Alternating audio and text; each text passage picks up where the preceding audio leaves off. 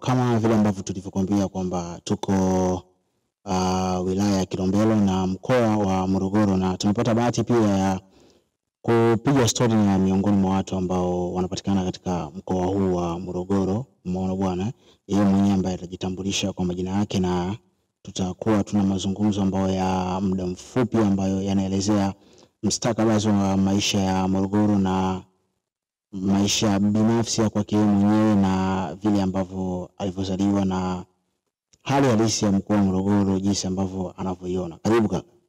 Asante sana. Kwanza nishukuru Mungu kwa kufika katika kijiji chetu cha Msolwa Station. Na mimi kwa majina naitwa Julius Claudi Liachema. Wewe ni mzaliwa wa hapa kabisa au ni mtu tu ambaye umekuja hapa kutokana labda na taratibu tu za ni za kibiashara au la? Mimi ni mzaliwa wa hapa kijiji cha Msolwa Station. Unakumbuka? Mwaka wa mimi hapa siwezi kukumbuka sababu ni muda mrefu kidogo. Okay, kwa maana umesomea hapa, umekula kila kitu umefanya hapa. Maisha ya Msolwa yakoje ukilinganisha ya mwanzoni kipindi cha makuzi yenu na hivi sasa? Maisha ya Msolwa kwa zamani, kwa historia ambayo nilikuwa nayo, kwamba ni kijiji ambacho kilikuwa kina population ya watu. Ndio. Na hata hivyo ni kijiji ambacho kinaonekana kina neema na kina mazao mengi. Na pia chakula kilikuwa kinapatikana kwa wingi. Vipi sasa hivi chakula kupatikana? Wamesema swala ya chakula kupatikana, masa sasa hivi kidogo kuna ni uhaba wa chakula au ni kitu gani? Saizi kwa hali tuliokuwa nayo, sema kwamba population ya watu imepungua na upatikanaji wa chakula umepungua. Kutokana na mashamba waliokuwa wanategemea wamenyang'anywa. Kwa hiyo wanakijiji wameamua kukimbia mji wao. Hiyo nyingine ni watu aina gani labda? Kwa mfano ni kuna watu ambao wapo ni wapo labda tuseme kwenye mambo ya kiserikali, au labda ni mtu tu ameamua kuuza ni shamba lake au la? Kwa kifupi inaonekana au inasadikika kuwa ni watu wa serikali ndio waliosababisha kuuza hayo mashamba na kuwauzia kampuni. Ni kampuni. Ile shamba lilikuwa katika maeneo gani? Ile shamba ilikuwa maeneo, kuna kijiji fulani kinaitwa Magombela. Maeneo ya Magombela. Ndio maeneo yale. Waliponyang'anywa. Nini ambacho kingine unachokikumbuka wewe katika ukitazama yale maisha ya mwanzoni jinsi ambavyo walivyokuwa na kwa sasa hivi, ukijumlisha kwamba maisha ya kwenu ambayo unayosema kwamba ilikuwa na mashamba na sasa hivi pia mashamba yamekuwa ni adimu, na maana kwamba shamba ambalo mnategemea nyinyi mkiwa kama wana kijiji, serikali imeamua kuuza kuwapa watu binafsi. Maisha sasa hivi kwa saizi maisha yamekuwa magumu kutokana na wanakijiji wanakimbia kijiji chao, wanaenda kutafuta chakula sehemu za mbali. Lakini hata hivyo bado wanaumiza kichwa sana. Kwa nini kijiji chetu tunajitahidi kupambana ili mali turudishe mashamba yetu, waturudishie mashamba yetu na tuweze kurejea nyumbani ili tuishi kama maisha ya zamani. Ni nini ambacho kilichosababisha, kama utakuwa unakumbuka, mpaka hayo mashamba kuuzwa?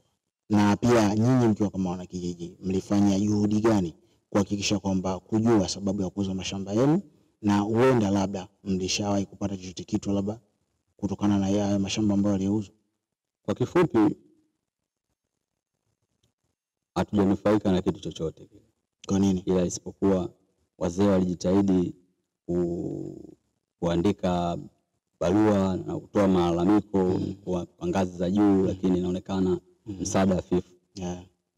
Kwa hiyo wazee wamejitahidi kufuatilia, ikafikia kipindi wakaamua kukata tamaa, kwamba wakamwachia Mungu, yeye yote ndiye atakayeamua. Na sana nyinyi sasa mkiwa kama ni vijana, kwa kuwasaidia wazee wenu ambao kwa sasa hivi huenda wengine wanajiweza lakini wengine pia hawajiwezi na wanategemea msaada mkubwa sana kutoka kwenu nyinyi. Nyinyi kama vijana mlitumia njia gani ya kusaidia vizazi vyenu? na pamoja na wazazi wenu ambao waliopo? Kwa sisi vijana kwanza tunashukuru kwa kutembelea katika kijiji chetu cha Msola Station. Na tunapozungumza hivi najua taarifa hizi zitawafikia viongozi, na tashukuru au tutafurahi endapo viongozi wa ngazi za juu wakifika katika kijiji chetu cha Msola Station na kuongea na wananchi ili mradi watoe zile kero zao ambazo zinawakeleketa ndani ya mioyo yao. Yes. Msola ni mmoja kati ya kijiji ambacho kinapatikana Morogoro, si ndio? Yeah. Na wakazi wa Msola walikuwa ni watu ambao wanajituma sana kwenye nyanja mbalimbali. Unaona bwana? Yaani kifupi nikimaanisha kwamba za utafutaji na zingine pia za kadhalika. Unaona bwana? Lakini pia sasa ni kitu gani kilichotokea hadi kuna changamoto za utafutaji kwa vijana? Kitu ambacho kilichosababisha changamoto za kutokea kwa vijana, kwamba mashamba yalivyonyang'anywa, vijana asilimia kubwa ni wapambanaji na asilimia kubwa huwa wanapenda kulima ili mradi waweze kupata kipato na maisha yao yaweze kusonga.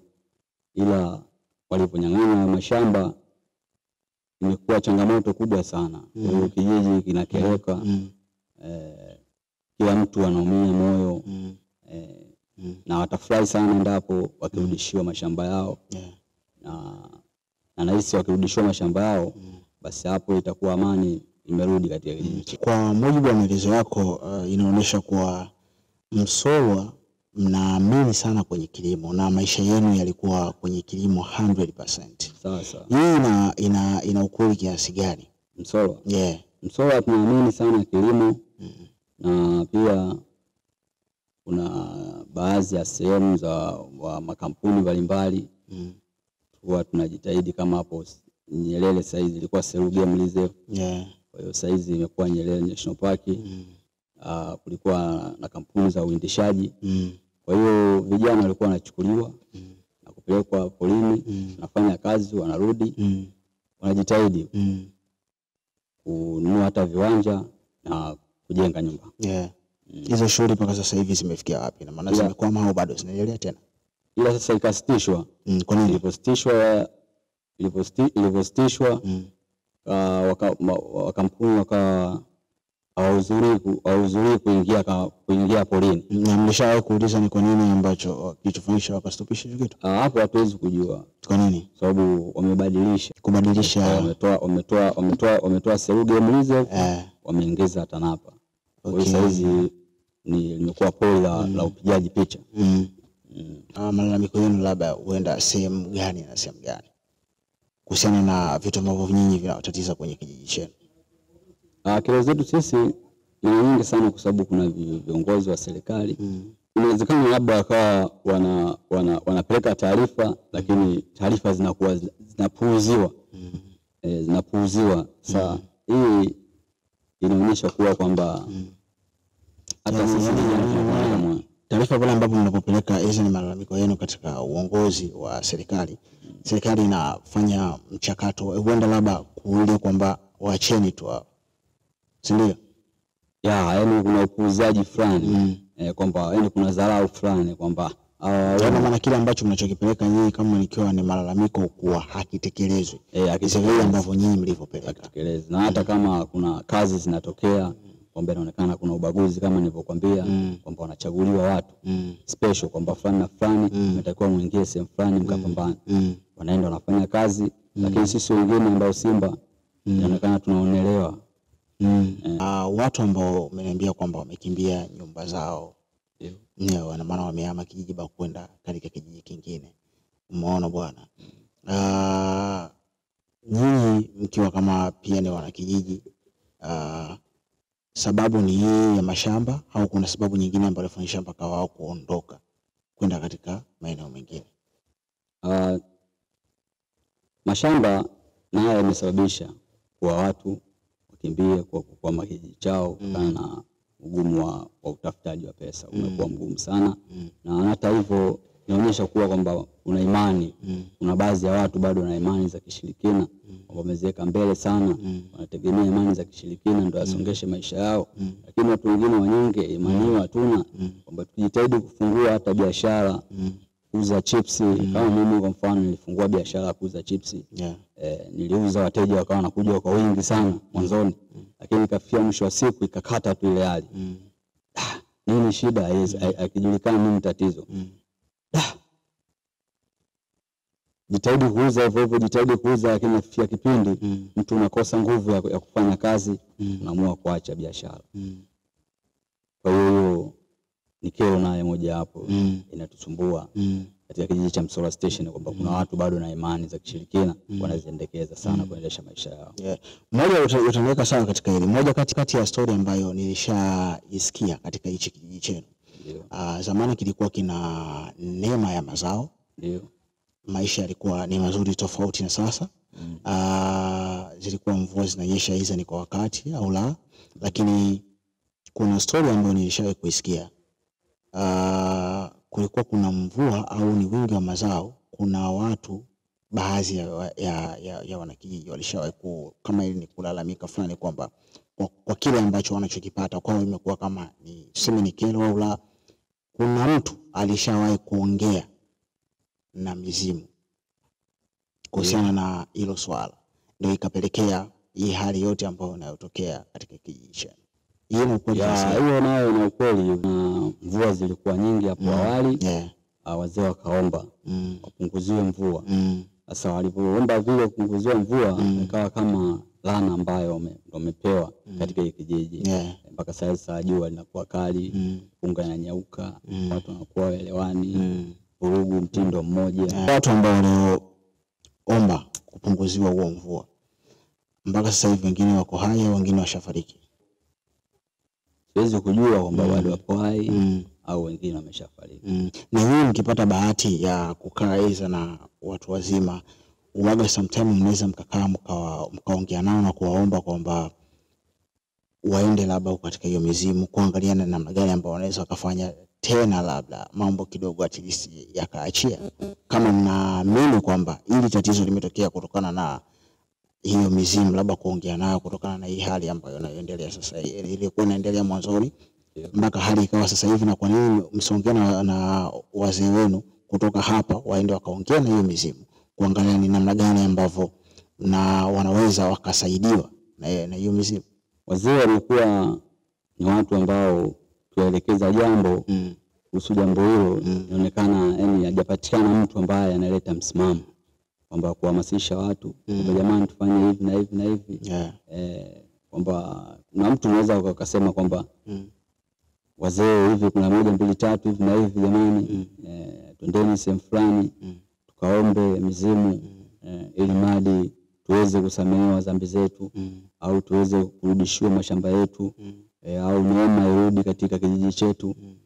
Kwa hiyo inaonekana hajatokea mtu ambaye mwenye msimamo wa kuamua. Sehemu zingine kutakuwa kuna viongozi ambao wapo katika kijiji husika. Hapa Morogoro na aidha ni chief au ni nani katika upande labda huenda wa kimila au la? Chief chief hamna chief. Na katika hichi kijiji cha Msola kuna makabila mangapi ambayo yameambatana katika hichi kijiji chenu? Katika kijiji hiki cha Msola Station kuna makabila tofauti tofauti, ila kabila ambalo lilovuma sana na kabila ambalo limechukua ukubwa eneo kubwa na watu wengi ni kabila la Wangindo. Wangindo ndo wamejaa sana. Wangindo kuna wengine? Wangindo hapo Wanyakyusa kidogo, Wandamba kidogo, na makabila mengine kadhalika. Wewe ni mtu ni kabila gani? Mimi ni Mdamba. Mdamba.